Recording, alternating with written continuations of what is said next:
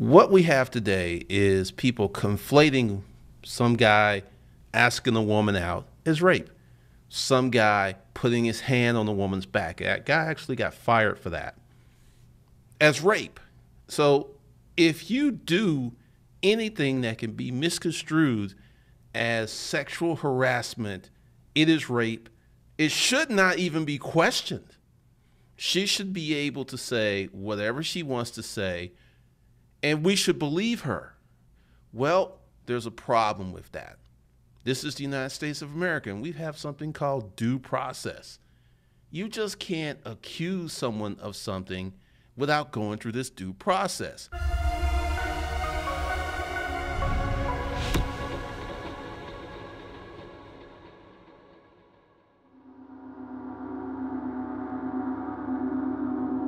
Oh, my brothers and sisters, I didn't think I would be back so quick to tell you about another disturbing trend. This is not just another disturbing trend. This is very specific incident. It appears that an untrustworthy website, Buzzfeed, and Rebecca Watson, who has a history of making accusations against people, have declared the now famous theoretical physicist Lawrence Krauss guilty of sexual harassment and other things associated with sexual impropriety based solely on accusations alone. The verdict is in because it was handed down from two of the most untrusted sources and axe grinders online, Watson and Buzzfeed. Buzzfeed writes, he became a celebrity for putting science before God. Now Lawrence Krauss faces allegations of sexual misconduct. Lawrence Krauss is a famous atheist and liberal crusader, and in certain whisper networks, a well-known problem with women coming forward alleging sexual harassment. Will his skeptic fan base believe the evidence?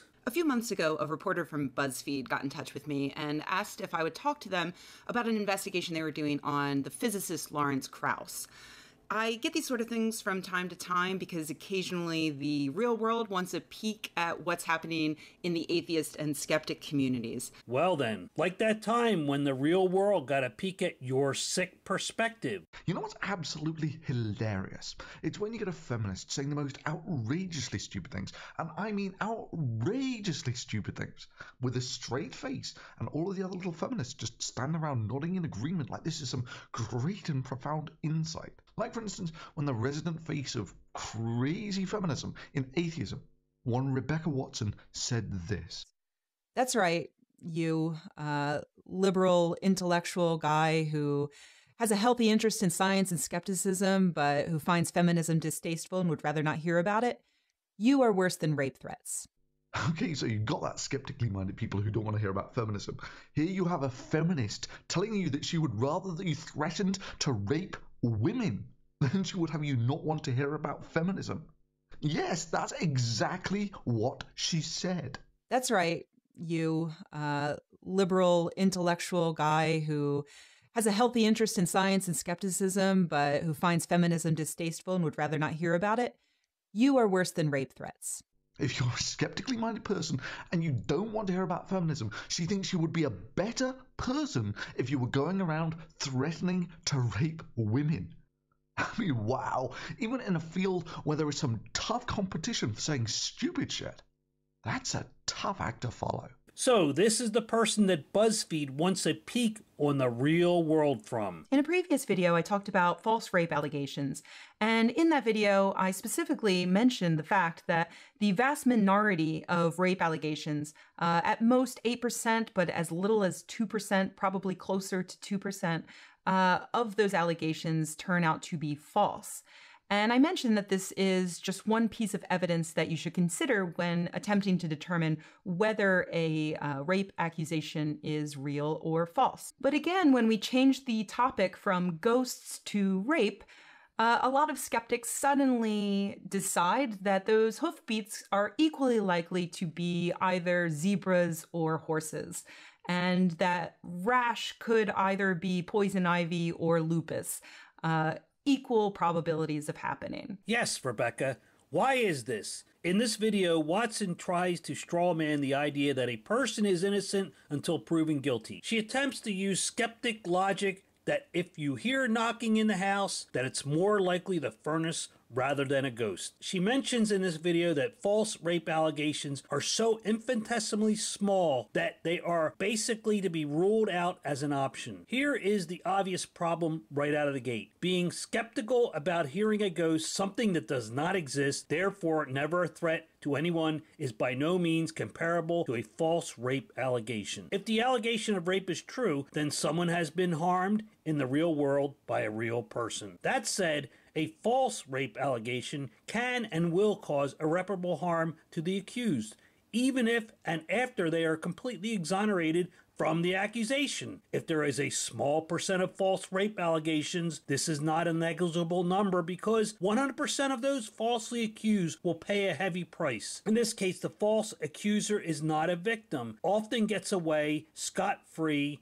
or sometimes with a slap on the wrist. We have seen a few cases recently where false accusers who ruined lives were given a small jail sentence. So here is some of what is at stake for someone who is falsely accused. Suffering through jail time is near the top of the list. Loss of job and income, loss of friends and social network, estrangement from family. In cases while sitting innocently in the slammer, their wives divorce them and they lose custody of their children. If someone falsely accused spends enough time in prison and loses custody of their children and the wife remarries, the children can grow up knowing another dad even after the innocent man is set free. There is no returning to where he left off with his family. I have never endured any of the above and cannot imagine the hardships brought on by imprisonment or any other losses as a result of being falsely accused. So Rebecca, unlike ghosts that are not real and of this world, the repercussions for a person falsely accused of rape are complete reality and do harm and do exist. I have it from unimpeachable sources that you no longer want to talk about sexism in the secular community and that nothing will ever change, and you find the topic to be so boring. But what about all that feministy stuff? Is this true, Rebecca? I try to be helpful, but I do have to admit that over the past 10 years,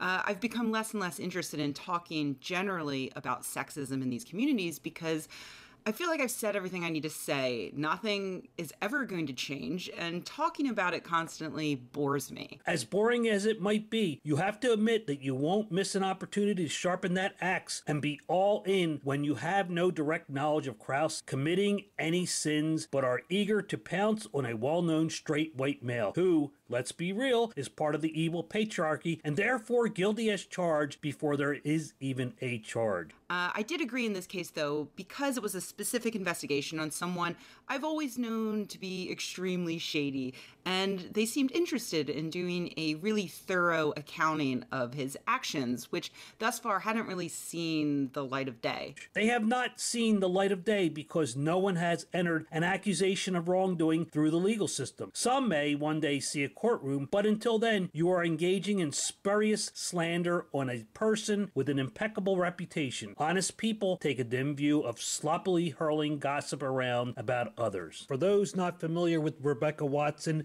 and the infamous elevator gate incident, I found a video that does a good job summarizing the event. I was reading up on some news, and I was reading the Atheist Experience blog, and they directed me to this Rebecca Watson elevator incident. If you're not aware of it, this Rebecca Watson was giving a speech at a conference about sexism within the atheist community in response to a different atheist's speech there. And a guy came up to her in the elevator and prepositioned her. This is exactly what he said. "Don't take this the wrong way, but I find you very interesting and I would like to talk more. Would you like to come to my hotel room for coffee?" Seems pretty innocent to me. And she made a blog post about it, and she said in response to this incident, just a word to the wise here, guys. Don't do that. You know, I don't really know how else to explain how this makes me incredibly uncomfortable.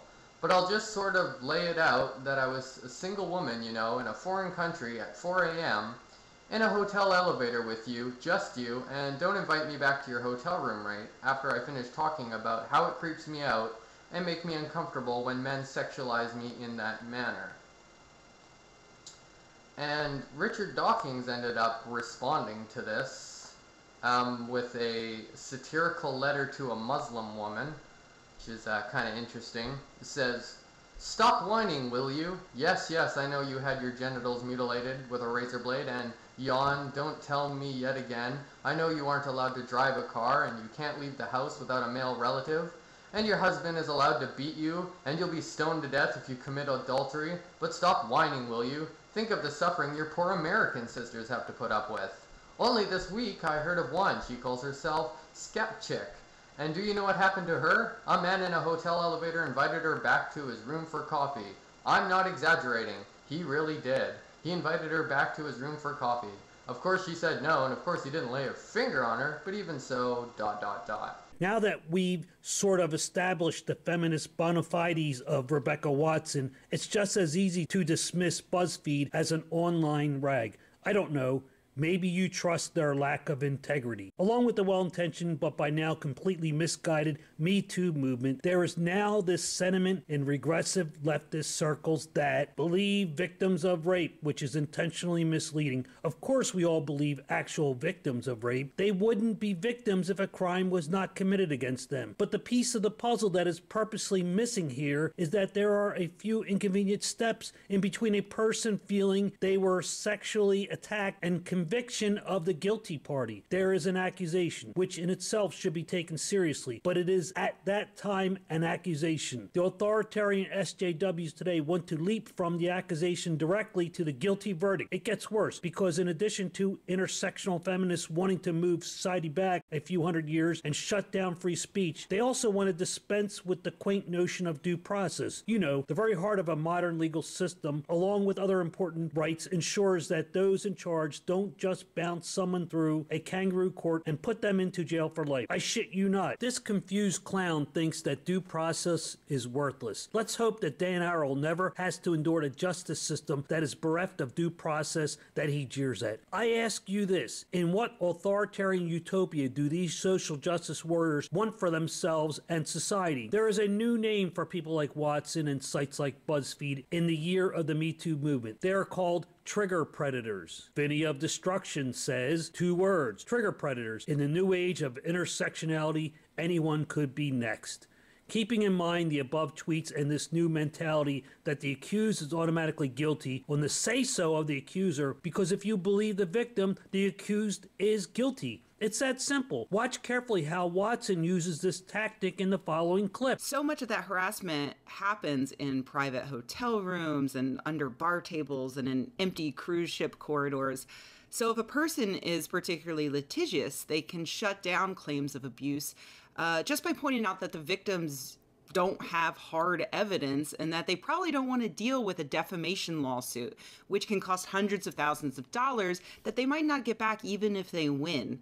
And of course, once a victim goes public, there's the inevitable avalanche of male supremacists and others who come down on them with seemingly limitless threats and insults. We can see that Watson is calling accusers victims. If you are a victim, then someone is guilty of something. Get it? But there's a little more in this short clip. She lists all the places that harassment happens to give her viewers the sense of helplessness for the accuser. I'm sure harassment happens in many of the places she mentions, but it also happens in just about every other location known to peoplekind. A bit of a shout out to Justin Trudeau there. She talks about people not going through with accusations because of lack of hard evidence. Indeed, we all know that those with wealth or power can make it more difficult for someone to pursue justice. But we live under the rule of law, and if you don't have enough evidence, no matter what the crime you claim to be a victim of, it's difficult to advance the matter, whether you are a marginalized person or not. She throws the threat of lawsuit out. And once again, people do abuse this process to avoid justice. However, one of the main reasons for anyone being able to file a lawsuit is a counterweight to false accusations that can ruin a person's life. This seemingly endless threats and insults perpetuated by male supremacists assumes that the alleged perpetrator is a man, which is not always the case. Watson appears to have an agenda, and it springs out of her religion of feminism and social justice. Who would even think to call male criminals male supremacists? Are all males male supremacists? I bet Rebecca wouldn't dare call a brown-skinned Muslim man a male supremacist. Now, would she? That would be verboten in her belief system, even though we know that the majority of Islamic nations have male supremacy written into law. And if not, it is intertwined in Sharia law. But of course, Rebecca Watson isn't going to tell us about that. is she? But let's get back to Buzzfeed. First up on the accusation list is Melody Hensley. She claimed to have wanted to advance her career via Lawrence Krauss. She met with Lawrence and voluntarily entered his hotel room and claims that he got too grabby with her, trying to pull down her tights. Her side of the story is that he was forcing himself on her, although there was no sex because she left. According to Krauss, whatever happened between them in the room was consensual. Maybe Krauss had bad intentions but was thwarted. It's possible that he got her signals wrong and attempted an awkward encounter, or on the other hand, maybe what happened in the room was indeed consensual. But we now know that there is this thing called regret rape. As Kathy Young describes it in her Washington Post article, she talks about a world where virtually any regretted sexual encounter can be reconstructed as assault. And this is the problem with trying to prove an allegation that boils down to her word against his. If it's an encounter that goes a little wrong or a misunderstanding between the partners, then that is one thing. If there is penetrative sex, then often we have DNA evidence left behind. Just ask Bill Clinton. I could be wrong, but I think that people like Krauss, Dawkins, and Harris are being targeted by the intersectional feminist police because they openly reject the dogma of identity politics and reject the current form of political correctness on steroids. Krauss points out that there are degrees of sexual inappropriateness that have to be negotiated before we can have a discussion. Plus, he rightly states that Buzzfeed is fueling the current atmosphere of witch hunt feeding frenzy. He asks, did Buzzfeed do the community a service? There are a variety of reasons that I believe the answer to this question is no. First, sexual harassment, and indeed any form of harassment, is a serious offense by its very nature. But that nature needs to be carefully defined, and it certainly wasn't in the Buzzfeed article. By blasé conflation of harassment with, say, a proposition independent, or whether or not it actually occurred, Buzzfeed is promoting an atmosphere of accusation and victimhood that in the present time does a disservice to anyone, and in particular to the victims of sexual harassment or assault. Most of the rest of the Buzzfeed hit piece against Krauss is gossip and innuendo, excusing anonymous complaints because the complainers fear reprisals. Although they mention some women by name, specific human interactions can be, by their very nature, ambiguous and left open to subjective conclusions by all parties involved. Krauss has written a 9-page response, as we can imagine, is an articulated defense of his reputation and refuting the Buzzfeed article. You can read it in its entirety. There is a link to this and all sources for this video below in the description. The Buzzfeed article effectively paints a false picture of me and my relationships with others through a mosaic constructed largely out of anonymous hearsay and a web of often vague innuendo. Moreover, it is hard to accept that any journalist would send letters to their target's employers and professional relationships, wherein instead of asking, what are the facts, they ask instead, how could so many others' claims be wrong? After alleging a plethora of unspecified crimes of sexual harassment, in the current climate, I recognize it is virtually impossible to undo the impact of allegations, true or false, once they have been made public. But if I am to argue that it is important to engage in dialogue, I also need to respond to the claims against me and others that I find false and inappropriate, and to present what I view as an accurate portrayal of facts, reliance on evidence, and respect for the community. He does conclude with this: my prime purpose of this lengthy statement has been to present the facts as I understand them, and explain why the allegations presented by the reporters at Buzzfeed are not credible and do not accurately convey me or my interactions with others. I do not know to what extent my professional efforts will be permanently damaged by this experience, especially in light of the current climate of suspicion and distrust. He's referring to the Me Too movement and the current illogic of automatically believing every accusation, I can guess. He goes on, I'm particularly saddened to think that people I might have once inspired and helped may now feel betrayed or jaded, and that others who might one day be inspired by my contributions may no longer be open to such a possibility. But I am not going to let a libelous article stop me from trying to continue my work and to maximize my positive impacts. I will continue to try to defend science and reason against attacks emanating from those those with any ideological or religious agenda. I will continue to try to reach out to young people and old alike to help excite them about the universe and to encourage them to think critically about it. I will continue to try to interact more effectively with others regardless of their age, gender, or professional stature, with warmth and mutual respect. I'm sorry to those who felt betrayed by what they read in the Buzzfeed article, but I also urge you to think critically about the contents of the article, the context in which it was written, the manner in which it was written, the evidence that was not presented, and the agenda that appeared to drive those who wrote it. Watson highly recommends that you read the Buzzfeed article, and of course, no direct link to it, but it is linked to her Patreon page. Imagine that. She says that the hit piece is painstakingly researched. If you haven't read it, I highly recommend you do. Links, as usual, below on my Patreon. It's painstakingly researched. If she's referring to this painful passage, I wouldn't call it painstaking, but biased. It reads more like dark hearsay gossip. And in his private life, according to a number of women in his orbit, Krauss exhibits some of the sexist behavior that he denounces in public. Now that these accusations are coming out in the open, some women have doubts that the skeptics will acknowledge the body of evidence about his behavior and confront their own preconceived beliefs. They even apparently dismiss the photographic evidence in which Krauss has his hand over a woman's breast. Krauss's amazing explanation for this is that he was actually putting his hand up to stop the photo from being taken with flash.